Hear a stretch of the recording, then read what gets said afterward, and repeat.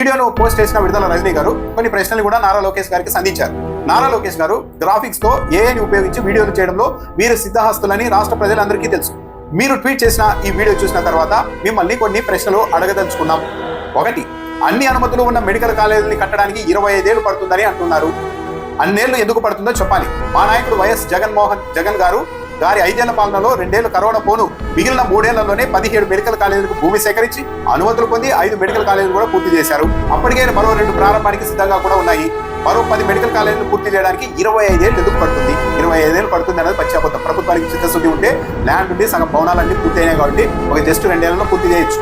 కానీ ఉద్దేశాలు అవి కాదు. రాష్ట్ర ప్రభుత్వానికి ప్రైవేట్ వ్యక్తులకు ఇచ్చేయాలనేది ఉద్దేశం. పీపీపీ విధానంలో రెండో పాయింట్, పీపీపీ విధానంలో 2-3 ఏళ్లలో మెడికల్ కాలేజీలు పూర్తి చేయవచ్చని అంటున్నారు. మరి 14 ఏళ్లకు పైగా అధికారంలో ఉన్న మీ నాన్న ఎన్సీబీఎన్ గారు ఒక్క మెడికల్ కాలేజీని కూడా ఎందుకు తీసుకురాలేకపోయారు? ఒక్క మెడికల్ కాలేజీ కూడా ఎందుకు కట్టలేకపోయారు?